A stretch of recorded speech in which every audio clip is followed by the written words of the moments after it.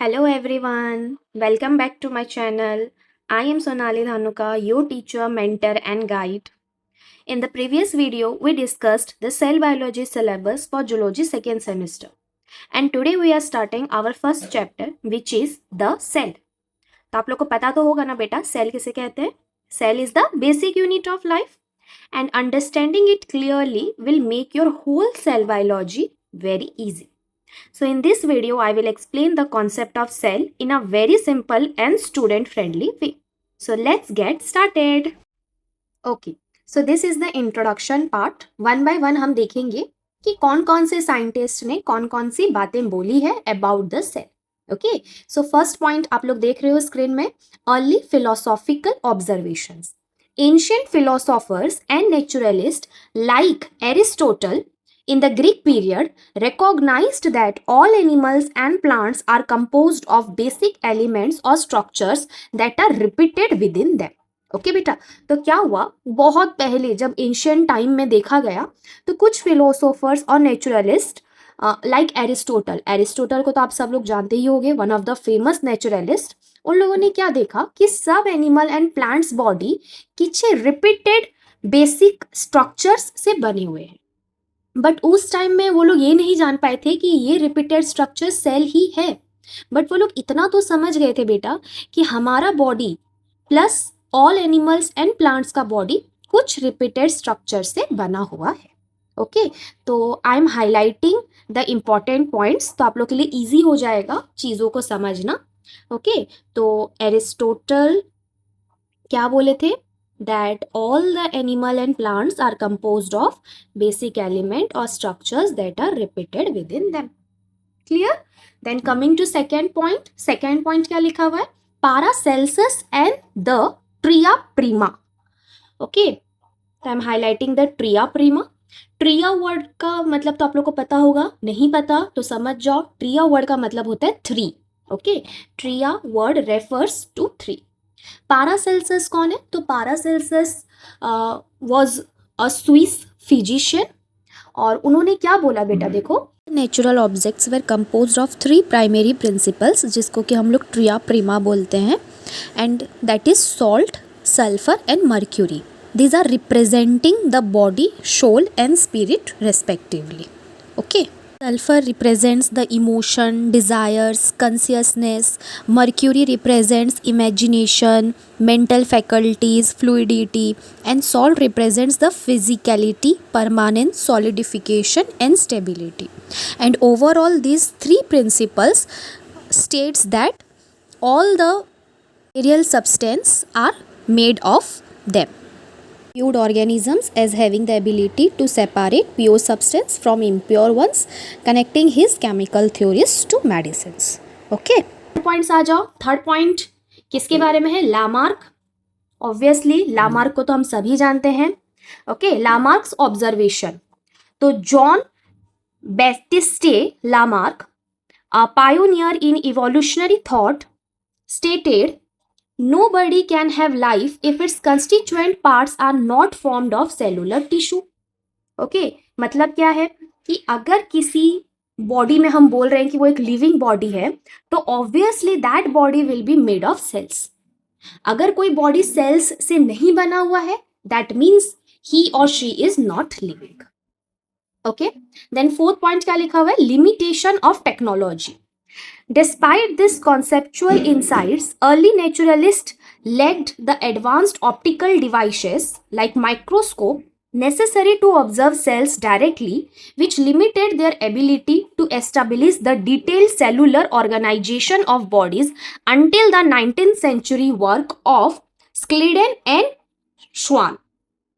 Okay, तो क्या बोला बेटा कि इतना सब कुछ जानने के बाद भी अर्ली नेचुरलिस्ट लोग तो बहुत कुछ जान चुके थे ऑलरेडी कि हमारे बॉडी में सेल होता है, सब लिविंग ऑर्गेनिज्म सेल से ही बने हुए हैं. बट स्टिल वो लोग इस चीज को प्रूव नहीं कर पाए. क्यों? Because of lack of technology, lack of a proper microscope. And obviously हमको पता है cells are microscopic structure.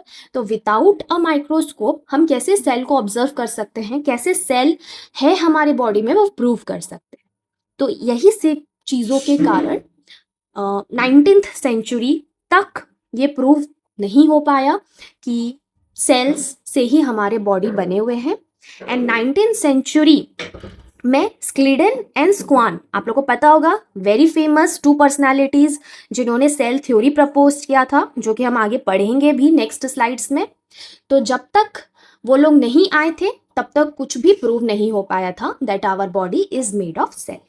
Okay, clear up to this slide? Okay, so let's move to the next slide. Now we will discuss about the discovery of cell.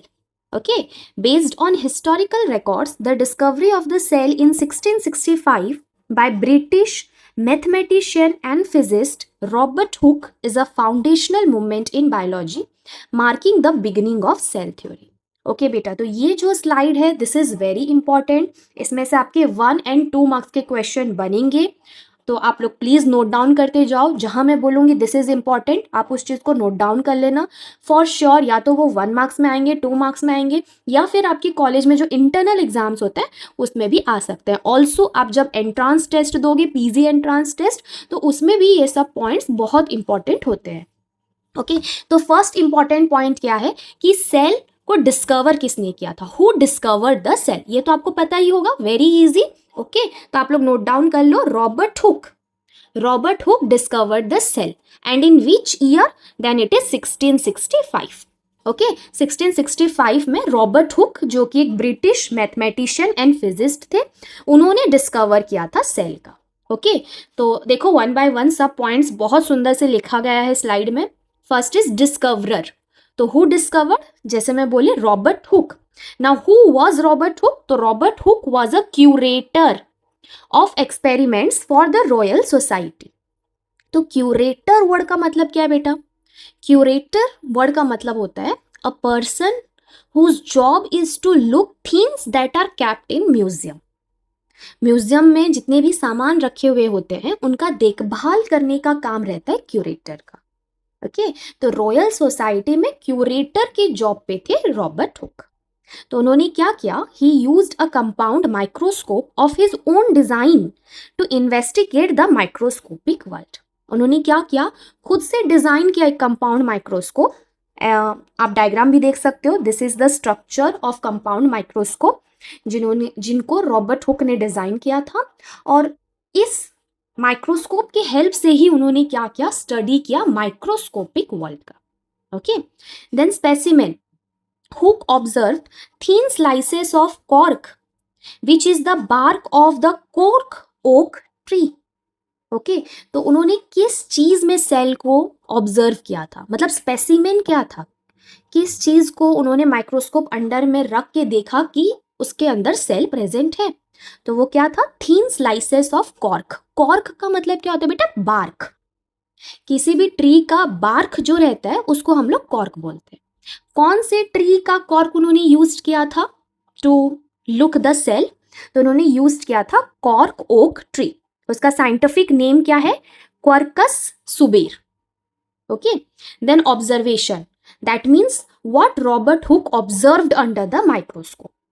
What he noticed that the cork was comprised of perforated, porous, honeycomb-like structures that resembled small empty chambers or little boxes. उन्होंने जब देखा microscope के अंदर तो उनको क्या दिखा कि जो कॉर्क था उसके अंदर बहुत छोटे छोटे perforated, porous, perforated and porous word का मीनिंग क्या है बेटा, तो उसका मीनिंग होता है holes, openings, very small openings और होल्स को हम लोग बोलते हैं perforated, also porous. Honey comb like structure, honey comb मतलब क्या होगा बेटा, ऐसा हेक्सागोनल स्ट्रक्चर्स, ऐसा बहुत सारा चैम्बर्स उन्होंने देखा और जो कि एम्प्टी थे। तो आप लोग बता सकते हो कि उनको ऐसा क्यों दिखा, एम्प्टी चैम्बर्स क्यों दिखे, बिकॉज वो जिस सेल को ऑब्जर्व कर रहे थे that was a dead cell. He was not observing a living cell, he was observing a dead cell. Okay, तो इसीलिए उनको क्या दिखाई दिया कि सब चैम्बर्स एम्प्टी है। Then next terminology, he coined the term cell which is derive from the Latin word cella meaning a small room और hollow space to describe this compartments. तो उन्होंने जो एम्प्टी कंपार्टमेंट्स को देखा कॉर्क में under the microscope, उन्होंने क्या नाम दे दिया, cell. Okay, now very important question again here कि सेल कौन से वर्ड से डेराइव्ड हुआ है. ओके, cell word is derived from a Latin word. आपको ये चीज याद रखनी है. और वो लैटिन वर्ड क्या है? तो वो लैटिन वर्ड सेला भी लिख सकते हो आप लोग. यहाँ लिखा गया है सेला, और हम लोग उसको सेलुला भी बोलते हैं. बोथ इज करेक्ट बेटा. Cella is also correct, cellula is also correct. Okay, now cella and cellula का मतलब क्या होता है? स्मॉल रूम और हॉलो स्पेस. बिकॉज उन्होंने जिस सेल को देखा, जो कंपार्टमेंट को देखा, वो तो एम्प्टी था ना, इसीलिए. उसके बाद देखो लिखा गया पब्लिकेशन. तो वो लोग जितना भी फाइंडिंग्स किए, रॉबर्ट हुक जितना भी, उसको सब फाइंडिंग्स को उन्होंने क्या किया, उनका एक बुक माइक्रोग्राफिया में पब्लिश कर दिया. Again the name of the book is very important. उनका जो बुक था उसका नाम क्या था? माइक्रोग्राफिया, जिसमें उन्होंने अपना सब पब्लिकेशंस को पब्लिश कर दिया. ओके, देखो लास्ट में क्या लिखा गया है? While Hooke is credited with the first discovery of the cell, he actually observed the dead cell walls of the cork tissue, not living cells. तो मैंने ऑलरेडी ये बात बोल दिया कि अगर आपका क्वेश्चन आ रहा है who discovered the cell, then obviously the answer is Robert Hooke. But Robert Hooke did not observe a living cell. उन्होंने एक डेड सेल को देखा था, इसीलिए वो डेड सेल में एम्प्टी कंपार्टमेंट्स उन्होंने देखा.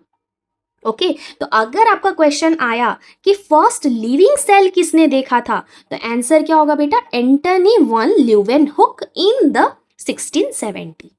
1670 में ल्यूवेनहुक ने ऑब्जर्व किया था लिविंग सेल्स को.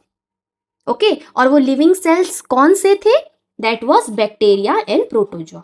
He was the first to observe living moving cells which was bacteria and protozoa. और इन्होंने उनको नाम क्या दे दिया था? एनिमल क्यूल्स.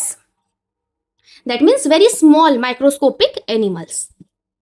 ओके, आई थिंक आप लोग को इतना तक समझ आ गया है.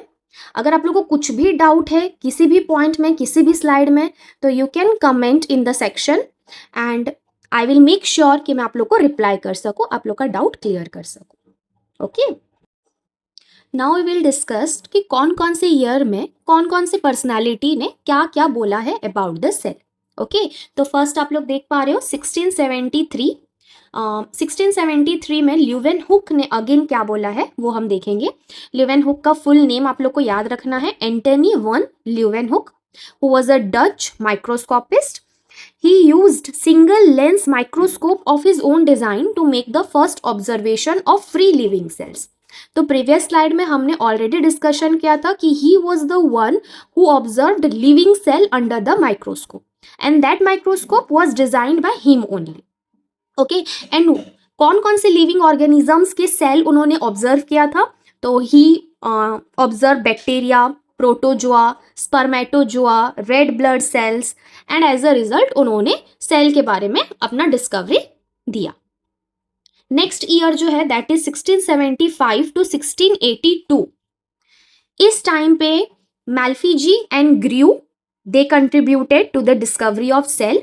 Now what they did, they contributed significantly to plant anatomy, observing and documenting plant cells, which help establish that plant tissues are composed of aggregates of cells. Okay, aggregates मतलब क्या बेटा? सिंपल उसका मीनिंग है collection. Collection को हम aggregate या एग्रीग्रेशन बोल सकते हैं. तो मैल्फीजी एंड ग्रू 1675 टू 1682 में उन्होंने क्या कंट्रीब्यूट किया? तो उन्होंने ऑब्जर्व किया प्लांट सेल को, उन्होंने स्टडी किया प्लांट एनाटॉमी. एनाटॉमी मतलब क्या? एनाटॉमी मतलब होता है इंटरनल स्ट्रक्चर. ओके, एक वर्ड होता है मॉर्फोलॉजी. मॉर्फोलॉजी मतलब external structure of the organism.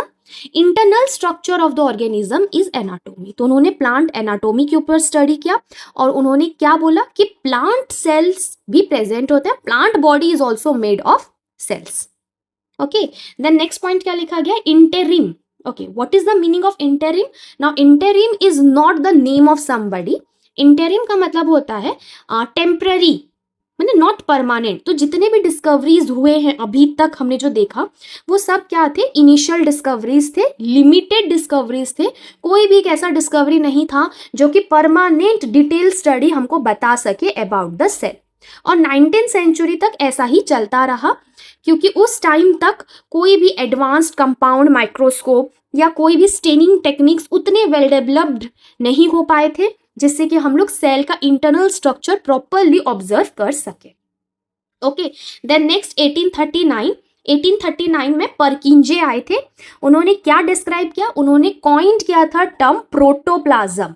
Okay, protoplasm को उन्होंने डिस्क्राइब किया था as jelly like complex fluid substance inside the animal cells, specifically referring to the material of animal embryo.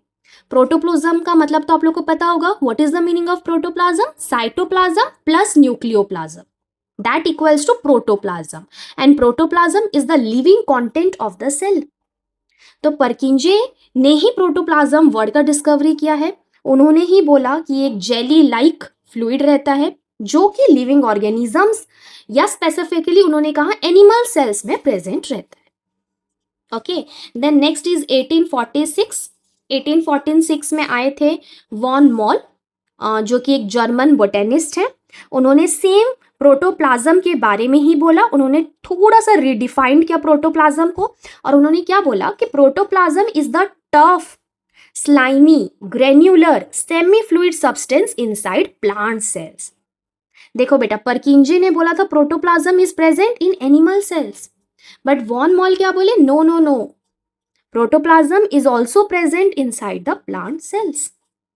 तो मैंने तो बोला ओवरऑल लिविंग बॉडी में प्रोटोप्लाज्म प्रेजेंट रहता है। ओके, तो von Mohl's work confirm the existence of this living content as distinct from the cell wall and cell vacuole, establishing it as the fundamental living material within the cell। Very important line,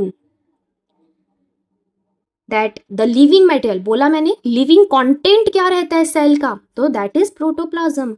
It is present in both plant and animal, and it is the living content or living material present within a cell। Okay, तो आप लोग का direct question आ सकता है living content of the cell क्या है, तो आप लोग को क्या लिखना है, प्रोटोप्लाज्म। ओके, देन नेक्स्ट देखो बेटा 1831 में क्या हुआ था, discovery of the nucleus. And who discovered the nucleus, again very important question, Robert Brown. ये तो आप लोग को पता होगा ही। Okay, wait a second, Robert Brown 1831 में डिस्कवर किए थे nucleus. He identified small spherical opaque bodies within the epidermal cells of orchid roots and named them nucleus। तो रॉबर्ट ब्राउन न्यूक्लियस को किस में आइडेंटिफाई किए थे, तो आप लोगों को याद रखना है ऑर्किड रूट्स में। एंड कैसे आइडेंटिफाई किए थे, as small spherical opaque bodies. Then 1838 to 1839 में क्या हुआ बेटा, discovery of cell membrane. And cell membrane को किसने ऑब्जर्व किया था, तो Schwann. Okay, Schwann was a German physiologist. He observe that animal cells were covered by a thin outer layer which is now called as plasma membrane और cell membrane. उन्होंने देखा था कि एनिमल सेल्स जो हैं वो एक पतली सी लेयर से कवर रहते हैं, और उसी लेयर को आज हम लोग प्लाज्मा मेम्ब्रेन या सेल मेम्ब्रेन के नाम से जानते हैं। ओके, बट अगेन देखो नेक्स्ट पॉइंट में दिया गया है कि सेल मेम्ब्रेन का नाम किसने दिया था, ऑब्जर्व तो स्क्वान कर दिए थे, बट सेल मेम्ब्रेन का नेम किसने प्रपोज किया था, name was coined by Nageli and Cramer in 1855। Again you have to remember this. Okay, then understanding cell structure, as a result of these findings it became understood that the living cell is a unit of protoplasm bordered by a membrane containing a centrally located nucleus। इतना तक पढ़ने के बाद हम लोग क्या जान पाए कि जो लिविंग सेल होता है that is made of protoplasm and the whole structure is covered by a membrane, जिसको हम लोग प्लाज्मा मेम्ब्रेन बोल रहे हैं, and inside the cell a nucleus is present. Very easy, हम लोगों ने क्या पढ़ा कि अगर हम लोग लिविंग सेल का स्ट्रक्चर देखेंगे तो a living cell is composed of protoplasm. Living cell के अंदर क्या प्रेजेंट रहेगा, प्रोटोप्लाज्म। एंड लिविंग सेल का जो बाहर का लेयर रहेगा दैट इज अ मेम्ब्रेन, जिसको हम लोग प्लाज्मा मेम्ब्रेन बोल रहे हैं, PM. Okay, plasma membrane. And inside the cell nucleus is present. Inside the cell a nucleus is present। Okay, then last point क्या लिखा गया देखो बेटा, while cell walls which is easily visible in plants were seen earlier, the distinction of living semi permeable cell membrane beneath it or as the primary boundary in animal cells was a crucial development that occurred in the mid 19th century. Okay तो ये तो हमको पता है कि plant cell का structure हम देखेंगे तो उसमें आउटर मोस्ट लेयर क्या रहता है, cell wall. But animal cell का अगर हम लोग स्ट्रक्चर देख रहे हैं तो आउटर मोस्ट लेयर कौन सा रहता है, प्लाज्मा मेम्ब्रेन और सेल मेम्ब्रेन.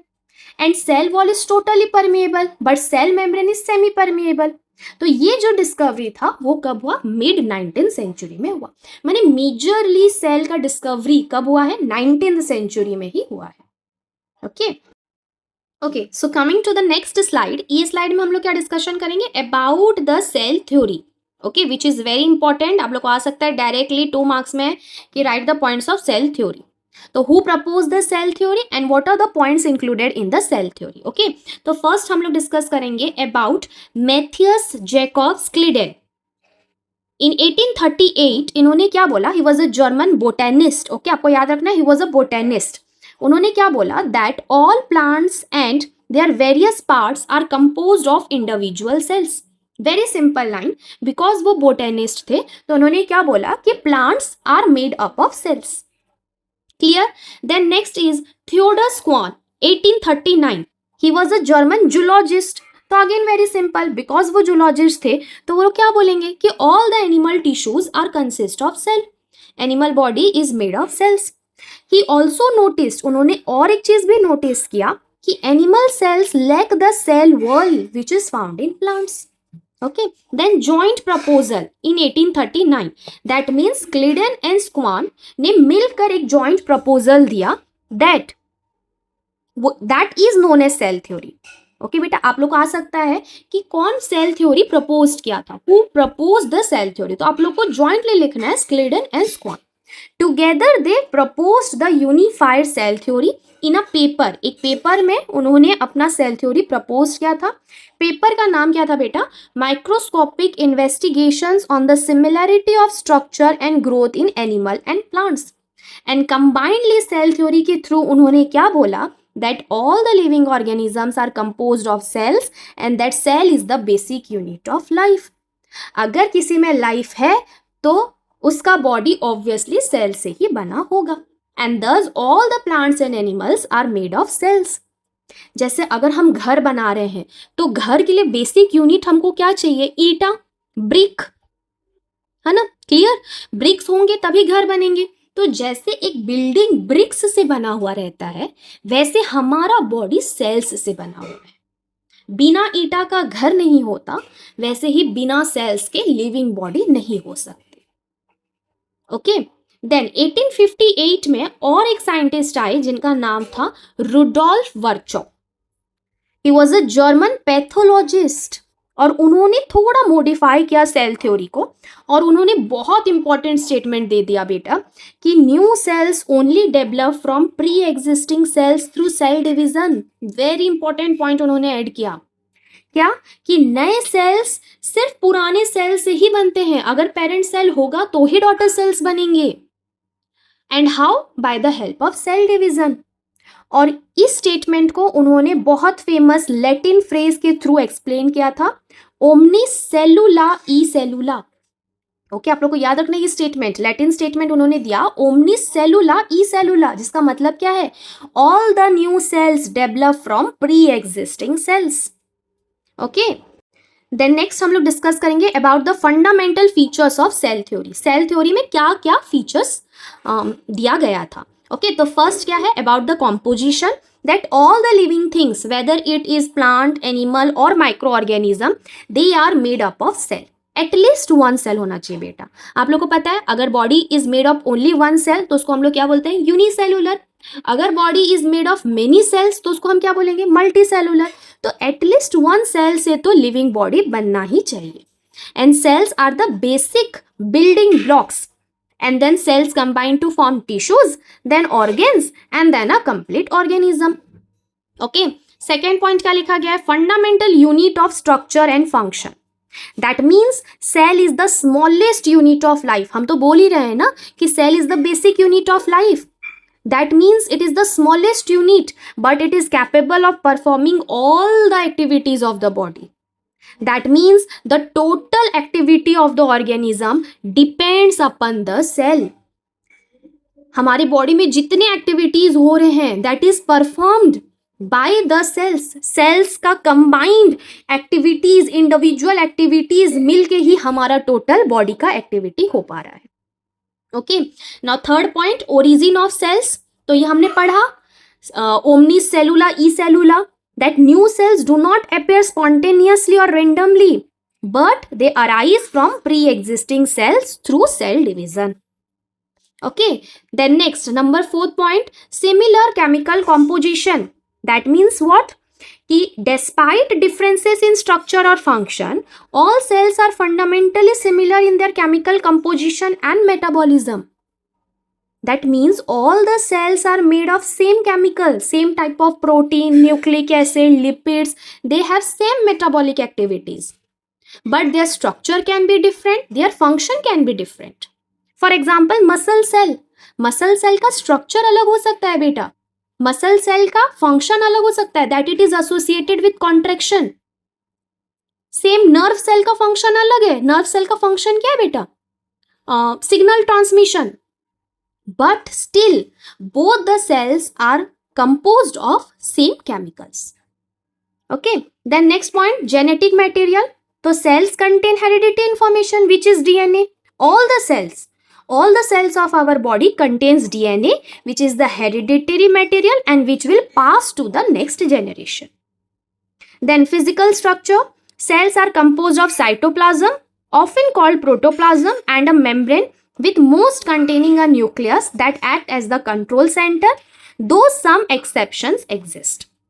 ओके, तो नॉर्मल सेल का स्ट्रक्चर क्या रहता है? सेल के अंदर साइटोप्लाज्म प्रेजेंट है, सेल ऑर्गेनल्स प्रेजेंट रहते हैं, सेंटर में न्यूक्लियस प्रेजेंट रहता है, न्यूक्लियस के अंदर न्यूक्लियोप्लाज्म प्रेजेंट है. ओवरऑल हम लोग क्या बोल रहे हैं? सेल के अंदर प्रोटोप्लाज्म प्रेजेंट है. तो this is the basic structure of the cell जो कि सब सेल में प्रेजेंट रहता है. हालांकि exceptions can be there. Okay, so बेटा यहाँ पे फिर वही सेम चीज दिया गया है, modern concept of cell theory which was proposed combinedly with Sladen, Swan and Virchow. Only cell theory अगर हम देखते हैं तो उसमें हम लोग बोलते हैं कि it is propose by Schleiden and Schwann, but because Rudolf Virchow उसमें अपना थोड़ा एक पॉइंट ऐड करके उसको मॉडिफाई कर दिए थे. तो अगर मॉडर्न सेल थ्योरी अगर हम देख रहे हैं तो it is proposed by 3 of them, combinedly by 3 of them. और उसमें क्या क्या पॉइंट्स बोला गया, 1 by 1 वेरी ब्यूटीफुली यहाँ पे लिखा गया. आप लोग चाहो तो स्क्रीनशॉट ले सकते हो, और अगर आप लोग चाहो कि मैं आप लोग को नोट्स प्रोवाइड करूँ तो आप लोग कमेंट सेक्शन में नोट्स बोल के मेंशन कर देना. मैं नेक्स्ट वीडियो में टेलीग्राम लिंक प्रोवाइड कर दूंगी जिससे आप लोग जाके नोट्स कलेक्ट कर सकते हो थ्रू द टेलीग्राम. ओके, तो 1 by 1 सब पॉइंट्स लिखा गया. देखो सेम पॉइंट्स है कि सब लिविंग थिंग्स यानी plant and animals they are composed of 1 or more cells. Cell is the basic structural and functional unit. New cells are produced only from existing cell, and all the cells have a same chemical composition and physiological process. The growth of an organism is the result of its cell multiplication. Obviously, cell multiply कर रहे हैं, cell divide कर रहे हैं, तो ही हमारा body grow कर रहा है. Okay, then the overall function of an organism is the sum of the activities and the interactions of its individual cell. Again ये point हम previous slide में discuss कर चुके हैं. Okay, then a cell is a self-contained unit capable of performing vital life functions. That means what? Cell is self-sufficient. Cell इतना self sufficient है कि वो सब जितने इंपॉर्टेंट लाइफ फंक्शंस हैं वो हमारे बॉडी में परफॉर्म कर सकता है. उसी को बोला गया autonomy. Auto means what? Auto मतलब बेटा ऑटो नहीं जो चलाते हैं हम लोग, ऑटो गाड़ी नहीं. ऑटो मीन्स होता है सेल्फ. आप लोग को वर्ड्स का मीनिंग याद रखना है. जब भी हम बायोलॉजी पढ़ते हैं तो हम लोग को क्या करना रहता है? वर्ड को स्प्लिट करना रहता है. आप लोग वर्ड को ब्रेक करो. जब आप वर्ड को ब्रेक करोगे ना तो आप उसका मीनिंग ऐसे ही समझ जाओगे very easily. Autonomy, auto means self. That means cell is self contained, self sufficient to perform all the body functions. Okay, then genetic and hereditary information is stored within cells and then it is passed from parent cell to daughter cell. Okay, and genetic information कहाँ store होके रहता है cell में? तो nucleus.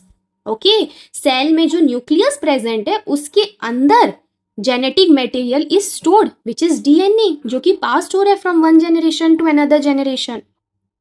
Okay, then देखो बेटा क्या दिया गया है, definition of cell. Simple cell का डेफिनेशन क्या होगा, structural definition and physiological definition. Physiological मतलब क्या, फिजियोलॉजी मीन्स क्या, functions, body functions. Physiology word का मतलब क्या होता है, बॉडी फंक्शंस. तो फंक्शनल डेफिनेशन क्या है सेल का, as well as structural definition क्या है. तो फर्स्ट स्ट्रक्चरल डेफिनेशन क्या है, cell is defined as a mass of protoplasm bounded by a membrane with a central nucleus. हमने ऑलरेडी डिस्कशन कर लिया है ये point, very easy, you can write. Functional definition या फिजियोलॉजिकल डेफिनेशन क्या है, तो due to the existence of cells without a nucleus like mature red blood cells and multinucleated masses, sinusoids, a cell is defined as the smallest organized unit of life capable of independent existence and self-replacement in a suitable environment. क्या लिखा है बेटा, यहाँ पे लिखा है कि कुछ सेल्स ऐसे होते हैं जिनमें न्यूक्लियस नहीं होता है. हमने पढ़ा कि नॉर्मली सेल के अंदर तो सेंट्रली प्लेस्ड न्यूक्लियस रहता है, but there are exceptions. Exception is this which is mature RBC. RBC में तो नहीं रहता है ना बेटा nucleus, but mature RBC. Embryonic stage में आरबीसी में न्यूक्लियस रहता है. तो अगर आप लोग को कहीं भी क्वेश्चन आ रहा है कि आरबीसी पूरा स्टार्टिंग से ही इन्यूक्लिएटेड है क्या, तो the answer is no. Embryonic stage में it is nucleated, but during adult stage और mature stage RBC is enucleated. And what is the reason, क्यों आरबीसी में न्यूक्लियस नहीं है, आरबीसी तो सेल है तो न्यूक्लियस होना चाहिए. It is non nucleated because it contains haemoglobin which is the respiratory pigment. तो हीमोग्लोबिन को मैक्सिमम स्पेस प्रोवाइड करने के लिए mature RBC do not contain a nucleus. Also कुछ सेल्स ऐसे भी रहते हैं बेटा जिनमें मल्टी न्यूक्लिएटेड कंडीशन रहता है. मीन्स सेल तो एक ही है, जनरली एक सेल में एक न्यूक्लियस होना चाहिए, बट अगर एक सेल में बहुत सारे न्यूक्लियस आ गए हैं, दैट मीन्स न्यूक्लियस तो डिवाइड कर रहा है बेटा, बट सेल डिवाइड नहीं कर रहा है. आप लोग जानते होगे ना कैरियोकाइनेसिस, साइटोकाइनेसिस. अगर नहीं भी जानते हो तो हम लोग पढ़ेंगे आगे, सब कुछ दिया है सेल बायोलॉजी में, हम लोग सब कुछ पढ़ेंगे. This is just the introduction of cell. तो बहुत सारे सेल्स ऐसे होते हैं बेटा जिसमें कैरियोकाइनेसिस तो हो रहा है, यानी न्यूक्लियस तो डिवाइड कर रहा है, बट साइटोप्लाज्म डिवाइड नहीं कर रहा है. तो उसमें क्या होगा, सेल तो एक रह जाएगा बट उसके अंदर न्यूक्लियस बहुत सारे रह जाएंगे. उसको हम लोग बोलते हैं मल्टी न्यूक्लिएटेड कंडीशन, और ऐसे सेल्स को हम क्या बोलते हैं, सिनोसाइट. ओके, तो अगर हम लोग डेफिनेशन दे रहे हैं सेल का on the basis of its function, तो सेल क्या है, it is the smallest unit of life which is capable of independent existence. माने independently the cell can perform all the body functions, and the cell also possesses the ability of self replacement. That means what, cell can replace themselves by creating more cells. cell division हो रहा है तो new cells आ रहे हैं, तो they are replacing the old cells. Okay, then next, now this slide is very important. इसमें से आपके बहुत important short questions बन जाएंगे 1 and 2 मार्क का. फर्स्ट दिया हुआ है देखो, सेल साइज. तो according to cell size the smallest cell known is mycoplasma. Okay, आप लोग को ये याद रखना है, mycoplasma is the smallest cell. Mycoplasma is actually a bacteria बेटा, बट नॉर्मली क्या होता है, बैक्टीरिया में सेल वॉल प्रेजेंट रहता है. आप लोग को ये पॉइंट याद रखना है कि mycoplasma is a bacterial cell but it do not contain the cell wall, it lacks the cell wall. तो mycoplasma is such a cell that is present without a cell wall, और उसको PPLO भी बोला जाता है. What is the full form of PPLO, pleuropneumonia like organism. And mycoplasma is the smallest cell. अगर हम उसका डायमीटर देखेंगे तो it is only 0.1 micrometre. Then the largest cell is ostrich egg which is about 6 inches in diameter and without shell it is 3 inches. Then longest cell, तो longest cell आप लोग का हो जाएगा Caulerpa which is an algae, जिसका length है 1 metre. और animal nerve fibre, that means what, neuron. Animal nerve fibre is neuron. तो neurons are also longest cells in case of animals, and length क्या है, 90 centimetre to 1 metre long. That unicellular record, example दिया हुआ है a type of green algae which is Acetabularia which is unicellular but size कितना है बेटा, देखो 10 centimetre in length. Clear? Then cell number, according to cell number, ये तो हमने डिस्कस किया अभी कि अगर बॉडी में सिर्फ एक सेल है then it is unicellular, body is made of many cells then it is multicellular. Now multicellular condition में क्या लिखा गया है, an 80 kg man has approximately 60,000 billion cells.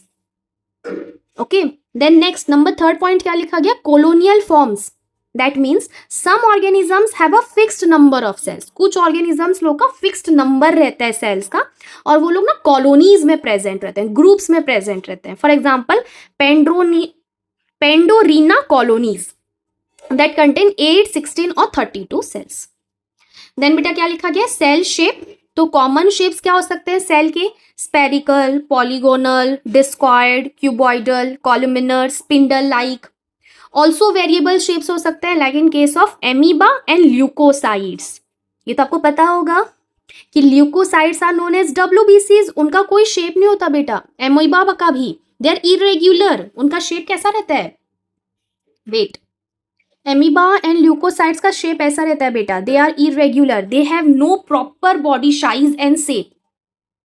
Okay, then last point क्या लिखा गया, determinant, the shape is generally detected by the cell's function and organisation, मतलब cell का क्या शेप होगा वो डिसाइड कौन करता है, सेल का फंक्शन, सेल को कौन सा फंक्शन परफॉर्म करना है, सेल का ऑर्गेनाइजेशन कैसा है, उस हिसाब से सेल का शेप डिसाइड होता है।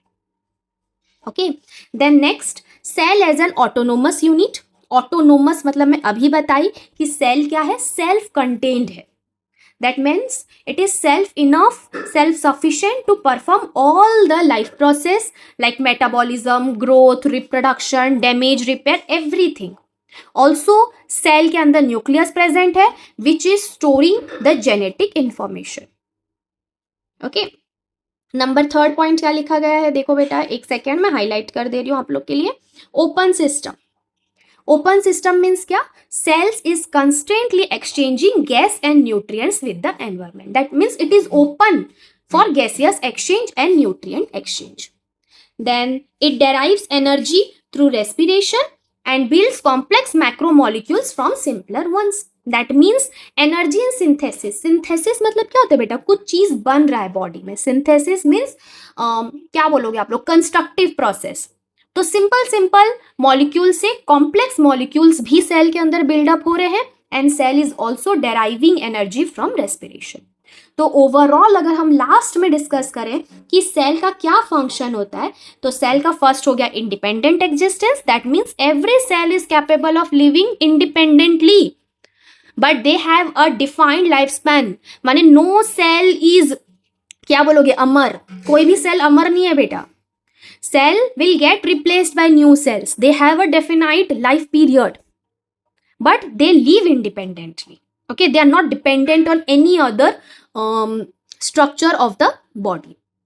Then division of labor. Division of labor मतलब क्या, जैसे मल्टी सेलुलर बॉडी है, तो मल्टी सेलुलर बॉडी तो बहुत सारे सेल से बना हुआ है, every cell perform a specific function, that means the whole work is divided among the cells. कोई ऐसा नहीं है कि एक सेल ही सब कुछ काम किए जा रहा है, अलग अलग सेल्स अपना अपना एक ग्रुप बना रहे हैं और वो लोग अलग अलग फंक्शंस परफॉर्म कर रहे हैं, that means the whole labour is divided. But unicellular में ऐसा नहीं होता है बेटा, बिकॉज यूनिसेलुलर में तो एक ही सेल प्रेजेंट है, तो वही सेल बॉडी का सब एक्टिविटीज को परफॉर्म करता है। Okay, so this is all about the introduction of cell. Thank you. अगर आप लोग को अच्छा लगा तो please let me know by hitting the like button. Please subscribe the channel, share it to more students ताकि उनका भी बेनिफिट हो सके। और अगर आप लोग को नोट्स चाहिए प्रॉपर तो आप लोग प्लीज़ मुझे कमेंट कर देना, तो मैं नेक्स्ट वीडियो से टेलीग्राम लिंक प्रोवाइड कर दूंगी जिसमें जाके आप लोग नोट्स ले सकते हो। Okay, again thank you, happy learning.